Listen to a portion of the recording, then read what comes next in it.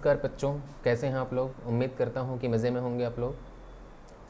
देखिए, रीजनिंग में हमने जो पिछली क्लास ली थी अपनी, वो वर्गीकरण पे ली थी। वर्गीकरण को हम लोगों ने बात की थी, क्लासिफिकेशन भी कहते हैं। आज हम लोग जिस टॉपिक पे बात करेंगे वो क्लासिफिकेशन का ही अगला लेक्चर है। देखिए, टाइप 2 या प्रकार बी लिखा हुआ है आपके सामने। इसके तहत दिए गए प्रश्नों में शब्दों के 4-5 जोड़े दिए जाते हैं, जिसमें से 3 या 4 जोड़े किसी प्रकार से एक जैसे होते हैं और बाकी उसमें एक क्या होगा, भिन्न रहेगा, डिफरेंट रहेगा। तो जो डिफरेंट है उसको आपको ढूंढना है कि वो डिफरेंट कौन सा है, वही आपका उत्तर हो जाएगा। देखिए, जैसे कहा जा रहा है, नीचे शब्दों के 4 जोड़े दिए गए हैं। इनमें से 3 आपस में किसी प्रकार से एक जैसे हैं और बाकी एक क्या है, अलग है। सवाल पे ध्यान दीजिए। कहा जा रहा है दूध, दही, अंगूर, शराब, बांस, कागज़, कपास और चीनी। तो दूध और दही में क्या संबंध है प्यारे बच्चों? दूध से दही बनता है, ये सत्य है। अंगूर और शराब में क्या संबंध है? अंगूर से शराब बनती है। और बांस, इसका इस्तेमाल कागज़ बनाने में होता है। लेकिन नीचे लिखा है कपास और चीनी, तो कपास का इस्तेमाल चीनी को बनाने के लिए नहीं किया जाता है। ठीक है, तो यही हमारे लिए क्या हो जाएगा, डिफरेंट हो जाएगा और हमारा उत्तर क्या हो जाएगा, विकल्प डी। तो डी पे टिक मार दिया जाए। आगे चलते हैं। देखिए, अगली जो हमारी कहानी है, कहा जा रहा है इसके अंतर्गत दिए गए प्रश्नों में 3 शब्दों के 4-5 ऑप्शन दिए जाते हैं और इनमें से एक ऐसा होता है जो क्या होगा, बाकी लोगों से अलग होता है। इस अलग को ही आपको चुनना पड़ेगा। उदाहरण 13 पे बात करते हैं। नीचे 3 शब्दों के 4 समूह दिए गए हैं। इनमें से केवल एक ही समूह ऐसा है जिसके तीनों शब्दों में कुछ समान लक्षण या विशेषता है और इस प्रकार से यह समूह बाकी 3 से क्या है, अलग है। वो अलग कौन सा है? देखिए, सूर्य, चंद्रमा, पृथ्वी।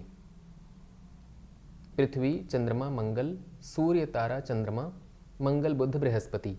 इसको गौर से देखिए तो जो ऊपर के 3 ऑप्शन हैं, इसमें सूर्य क्या है, तारा है, पृथ्वी क्या है, ग्रह, और चंद्रमा क्या है, उपग्रह।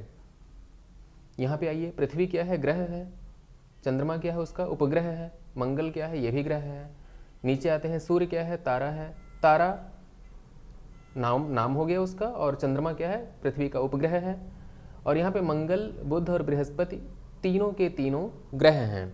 तो ये तीनों क्या हैं, एक ग्रुप का निर्माण करते हैं। बाकी ऊपर के तीनों क्या हैं, विजातीय हैं।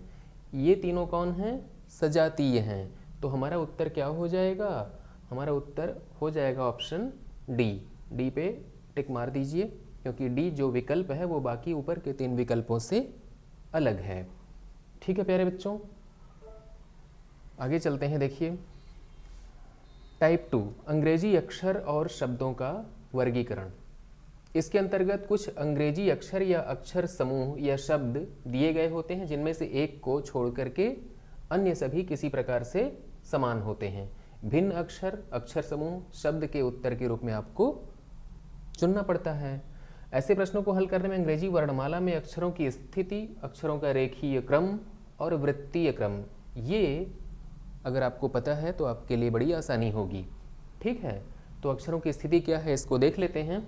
देखिए, अक्षरों की स्थिति ये है बच्चों, ए की स्थिति है पहले नंबर पे, बी की स्थिति है दूसरे पे, सी की तीसरे नंबर पे, 4 की ये स्थिति जो है वहाँ पे डी है, ई की 5वें नंबर पे है। इसी तरह से अंग्रेजी वर्णमाला के 26 अक्षर हैं। 26 अक्षरों का अपना एक क्या होता है, निश्चित क्रम होता है। इसके बारे में हमने अपनी जो पहली क्लास थी उसमें बात करी थी। और आगे देखिए, एन की स्थिति क्या है, 14, ओ की 15, पी की 16, क्यू की 17, आर की 18, एस की 19 है, टी की क्या है, 20 है। इसी तरह से जेड की क्या है, 26 है। आपको याद करना पड़ेगा। कैसे याद करना पड़ेगा इसको प्यारे बच्चों? याद करने का तरीका क्या है आपका? देखिए, इसका तरीका ये है कि आप रट लें। सबसे बढ़िया तरीका यही है।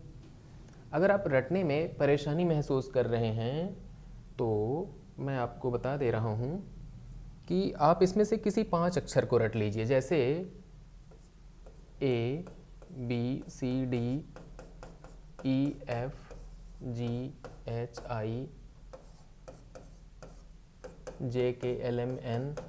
आप पूरे 26 लेटर्स में से E, J, O, T और Y इनकी क्रम संख्याओं को याद कर लीजिए। E 5वें नंबर पे आता है, J 10वें नंबर पे आता है, O 15वें पे आता है, T 20वें नंबर पे आता है और Y 25वें नंबर पे आता है। अगर आपने इनकी क्रम संख्याओं को याद कर लिया तो इनके 2 लेटर पहले और इनके 2 लेटर बाद, या इनके 2 लेटर पहले और बाद के लेटर्स आपको याद करने में आसानी होगी, तो आपका काम आसान हो जाएगा।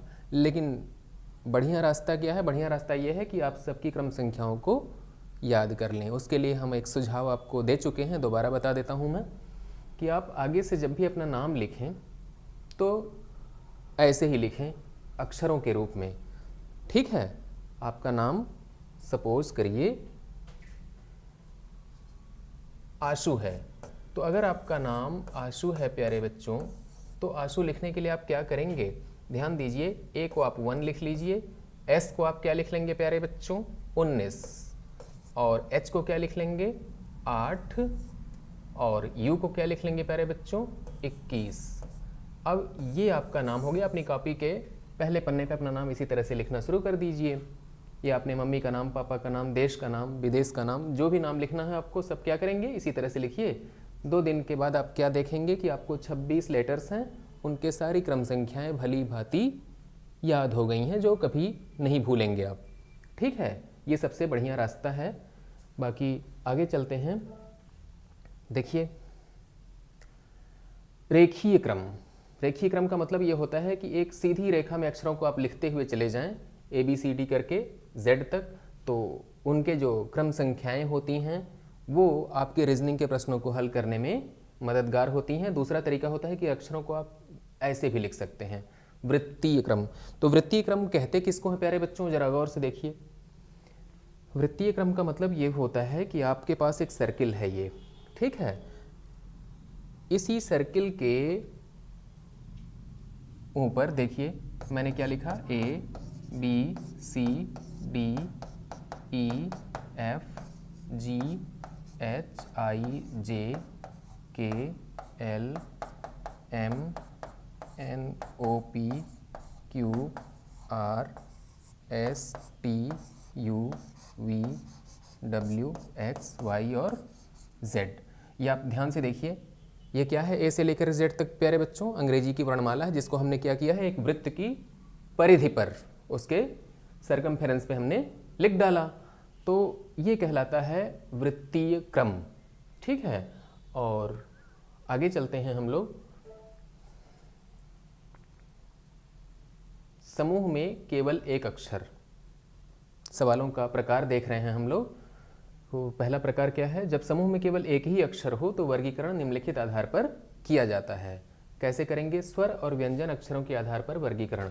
इसके अंतर्गत अक्षरों का वर्गीकरण स्वर और व्यंजन के आधार पर किया जाता है प्यारे बच्चों। ठीक है? तो स्वर और व्यंजन के आधार पर कैसे करेंगे इसको? जरा गौर से देखिए। जैसे भिन्न अक्षरों को चुनने की बात हो रही है, तो A, B, C, D, E दिया हुआ है।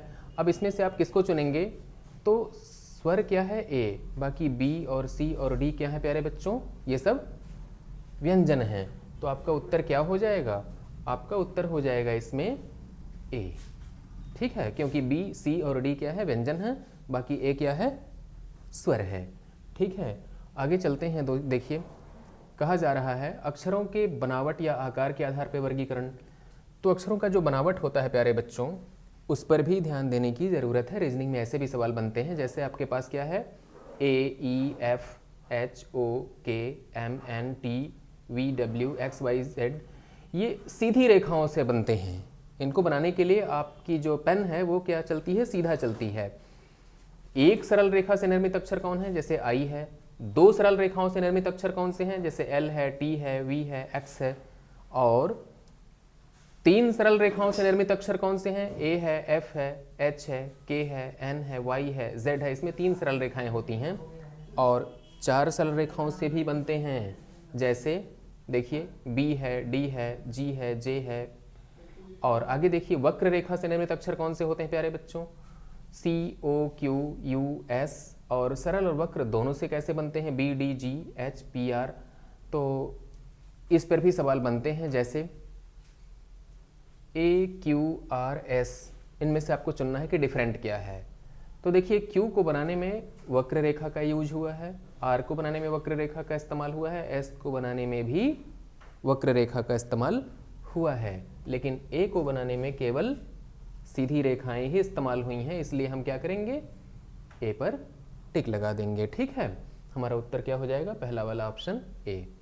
आगे चलते हैं। देखिए, प्रकार बी में समूह में केवल 2 अक्षर। जब समूह में केवल 2 ही अक्षर हो तब इनका वर्गीकरण निम्नलिखित आधार पर किया जाता है। दोनों अक्षरों के बीच अंतर के आधार पर वर्गीकरण। इसके अंतर्गत अक्षरों का वर्गीकरण दोनों अक्षरों के बीच के अंतर के आधार पर होता है। कैसे होता है, उदाहरण से समझते हैं। कहा जा रहा है AC, CD, DF और FH। तो क्या करने की आवश्यकता है प्यारे बच्चों, A और C का अंतर देखिए। A के बाद B आता है, B के बाद C आता है। तो A और C के बीच में प्यारे बच्चों ये 2 अक्षरों का गैप है। C और D क्या है आपस में, इनके बीच में केवल 1 अक्षर का गैप है। D और F के बीच में 2 अक्षरों का गैप है। यहाँ F के बाद G आता है, फिर H आता है, तो यहाँ पे भी 2 अक्षरों का गैप है। तो प्रत्येक में 2-2 का गैप है, लेकिन जो CD है, यानी कि विकल्प नंबर आपका ये है B, दूसरा विकल्प, उसमें क्या है प्यारे बच्चों, एक ही गैप है, तो आपका उत्तर क्या हो जाएगा, विकल्प B हो जाएगा। ठीक है, हमारी बात समझ पा रहे हैं आप लोग। आगे चलते हैं। दोनों अक्षरों के बीच संगत संख्याओं के योग के आधार पर वर्गीकरण। इस सवाल को समझिए। इसमें करना यह है आपको कि लिखा हुआ है भिन्न अक्षर को चुनिए, AZ, BY, CX और DV। आपको करना यह है कि A और Z की क्रम संख्याओं को जोड़ देना है। तो A की क्रम संख्या कितनी होती है और Z की कितनी होती है आप जानते हैं। A की क्रम संख्या 1 है और Z की 26 है। दोनों को जोड़ेंगे तो योगफल कितना आएगा, 27। B की कितनी है प्यारे बच्चों, 2 है। Y की कितनी है, 25 है। 2 और 25 को जोड़ेंगे तो 27 आ जाएगा। C की कितनी है, 3 है। उधर X की कितनी है, 24 है। दोनों को जोड़ेंगे तो 27 आ जाएगा। यहाँ पे D की 4 है और उधर V की क्या है, V की प्यारे बच्चों 22 है, और दोनों को जोड़ देंगे तो क्या मिलेगा आपको, 4 और 22 मिला करके 26 मिलेंगे। तो आप देखिए कि इनकी क्रम संख्याओं का योगफल 27, इनका 27, इनका भी 27, लेकिन इनका क्या है 26। तो ये क्या हो गए, डिफरेंट हो गए बाकी अन्य तीनों से। तो इसी पे टिक मार दिया जाए, ये हमारा उत्तर हो जाएगा। ठीक है, आगे चलते हैं। कहा जा रहा है समूह में केवल 3 अक्षर। जब समूह में आपके पास 3 अक्षर हों तब हम उसका क्लासिफिकेशन या वर्गीकरण कैसे करेंगे। पहले और दूसरे स्थान के अक्षरों के बीच में समानता के आधार पर वर्गीकरण। इसके अंतर्गत अक्षरों का वर्गीकरण पहले और दूसरे स्थान के अक्षरों के बीच में समानता के आधार पर किया जाता है। देखिए, जैसे भिन्न अक्षर समूह को चुनना है आपको। अब कैसे चुनेंगे जरा गौर से देखा जाए प्यारे बच्चों। कहा जा रहा है HJA। तो H और J में क्या है, ये H के बाद I होता है और I के बाद क्या होता है प्यारे बच्चों, J आता है। तो यहाँ पे 2 लेटर का गैप है। N के बाद O आता है, O के बाद P आता है, तो यहाँ पे भी 2 लेटर का गैप है। O के बाद P आता है, P के बाद Q आता है, यहाँ भी 2 लेटर्स का गैप है। X के बाद Y आ गया तुरंत, यहाँ पे एक ही लेटर का गैप है। तो इन तीनों की तुलना में हमारा जो आखिरी विकल्प है D, वो क्या है, अलग है। तो हम D पे टिक मार देंगे प्यारे बच्चों, ये हमारे लिए क्या हो जाएगा, उत्तर। ठीक है, तो आज जितनी बातें हमारी आपकी हुई हैं, उम्मीद करता हूँ कि आपको समझ में आ रहा होगा। आगे चलते हैं प्यारे बच्चों। देखिए और अगली क्लास जो हमारी होगी आपकी, वो वर्णमाला पे लेक्चर 3 होगा, जिसको हम लोग कल लेंगे। तो आज्ञा दीजिए, तब तक के लिए प्यारे बच्चों नमस्कार।